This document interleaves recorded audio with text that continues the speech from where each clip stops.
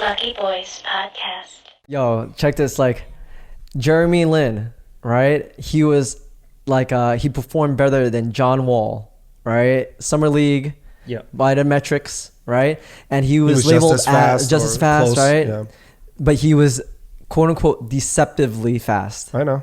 But by the metrics, by the numbers, he was pretty damn good. You know, and even Daryl Morey, like the general manager of the Houston Rockets, it's like we overlooked him, even though he was great by the numbers. Right. We just, our perception of him, there is part of that. There is the perception of like, oh, okay, black people are better athletically. Right. Asian people cannot be. Every year, Jeremy Lin got better and better stat wise. Right. His stats got better, but his perception got worse and worse every single year, and it was crazy to me because I saw so many Asians hating on Jeremy Lin. So it was such a wild thing. Like, and they were believing a lot of the stereotypes. And it was crazy because Jeremy Lin was an incredible phenomena that it's like I don't understand the self-hate in our community. Right, where we cannot celebrate people who are doing incredible things. They may not be the perfect thing, but they represent our community. They represent people that look at and Jeremy Lin brought a lot of us together. I saw so many people in the Asian community together. I think there were more. Not the Chinese community, the Asian community. Yeah, I know you're highlighting the negative parts of it, but. I mean, throughout time, eventually, overall, though, I would say that Jeremy Lin was awesome. Like in what he did for the community, what he did for people. Right, he may not have been an all-star, and I do want to make a difference for all the basketball heads out there. Yes, I'm aware that John Wall and Jeremy Lin, are at different levels. Yeah, I totally get it. Like I totally get it. Like, there's no way in any draft, and no disrespect to Jeremy Lin, but there's no way in any draft would I pick. Or anyone would pick Jeremy Lin over John Wall. I would have. If I saw the Summer League, if I watched a Summer League, Jeremy Lin smoked John Wall in the Summer League. What are you talking? He smoked him. Smoked him. There's no way. You would pick Jeremy Lin over John Wall? Wait, in what period of time? Because there's different. Like Summer League or... No. Like draft. Let's say... Draft based on the Summer League. Coming out of the draft into the NBA. He had better metrics, better numbers, So you think Jeremy Lin's a top 3 draft pick? I think that's insane. Who else was drafted during that time? Hold on, I'll pull it up. Like John Wall. John Wall was the number 1 pick. Yeah. If he was the number 1 pick and you had Jeremy Lin who smoked him, right? Who had better metrics than him, right? By the numbers. Yeah. Why would you why would he not be up there? Lin wasn't even drafted. He wasn't even drafted. Like Jeremy Lin, right? Like was in California? Was it California State Player of the Year, whatever it was, right? Because Palo Alto, like All State Player or whatever. Yeah. Not one team gave him a scholarship. That was crazy. He was a walk on. But right? Jeremy's not a I don't know, a number 1 draft pick. Maybe not number 1. Come on, D-Wade was. I mean, D-Wade wasn't even number 1. D-Wade's draft class. Yeah, but insane, you also have all these draft picks, right? Look, John Wall, Evan Turner, Derek Favors, Wesley Johnson, DeMarcus Cousins, Evan Turner, Derek Favors, Gordon Hayward, Greg Monroe, Al Farouk. Come on. No one knows these guys anymore. Paul George. Paul George was drafted 10. Which is crazy. That's crazy. Yeah, but do I think in that draft class, top 10, 1000%. Not top 3, top 10. Top 10. Based on this list. Based on that list, based on this list for sure, top 10. Top 10. But at least. But not. He was never given the keys. I wouldn't take Jeremy Lin over John Wall though. You smoking some shit on that. I love me some Jeremy Lin, man. Yeah, no, that's reasonable. I understand, but not over John Wall, man. Not over John Wall.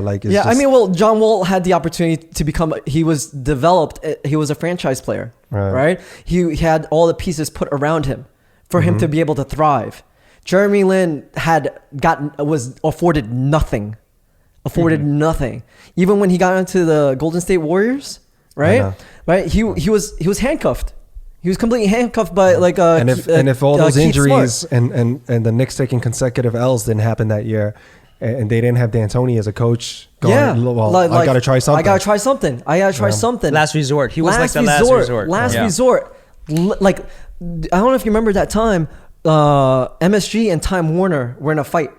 You know, there was no, like, if you had Time Warner cable, you could not watch any NBA games. Right. You had to try to, if you heard about Jeremy Lin, you had to, like, try to, like, find some kind of download of the game or whatever, you know? That. Mm-hmm. You know, like, and we were first hearing about him, you know? And it was wild because Jeremy Lin ended the fight, the feud, and it got the ratings went up. The ratings went up, you know, and it was incredible because I've been a Knicks fan, right? I've been a Knicks fan and suffered so many years of mediocrity. Yeah. Just mediocrity. My favorite player I could speak of was like maybe Nate Robinson, Jamal Crawford. Oh, you don't go way back. My favorite is Patrick Ewing. John Starks, I'm saying during those years of mediocrity. Oh yeah. Like that was rough. That was so rough. You can't even really pick a favorite player. We were excited.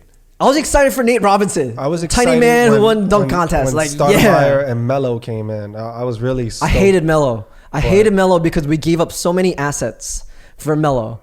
Like, he was going to come and sign the next year, but he didn't even do anything in Denver, though. They were good, though. Danilo Gallinari was great in New York. Wilson Chandler was great in New York. They were. Right? Yeah, Wilson Chandler. Timothy Mozgov was a great draft pick. But that's not Melo's fault.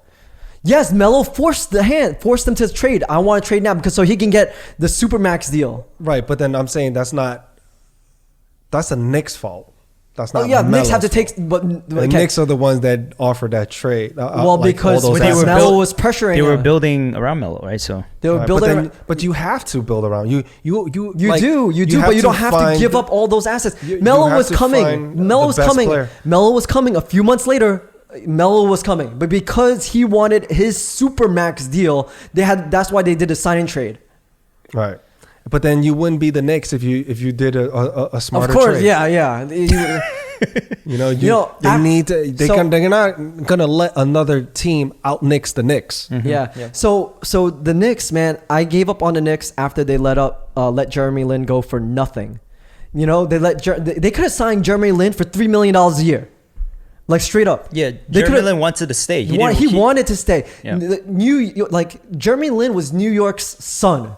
You know, I loved him. Yeah, he brought up so much energy, so much New York pride. You know, people were going crazy at the Garden for him, man. And let me put this right. I wasn't for Jeremy Lin just because he was Asian. That was part of it, of course, because I was a Knicks fan. I was like, yo, but because Knicks was exciting again, man. Yes. And he made the house right. And not only that, I felt like as a fan watching it, he brought unity to the Garden and to the team. Mm-hmm. You know, you got all these other players that are like rallying beside him, and they really respect and like him as a person. Like he's a good locker room guy. You know, and I'm like, why wouldn't you keep that team player? He made everyone better. Yes. You know, he made Novak into like this superstar. And I'm not saying he's Steve Nash, but he had glimpses of the way he would dish. You know, where he would pick and roll that game, and it was very Steve Nash-esque. Yeah. You know, he was on his way there. He was on his way. How he made every player better. It's just, it was fun to watch, man. It was fun to watch. We need to celebrate people like that.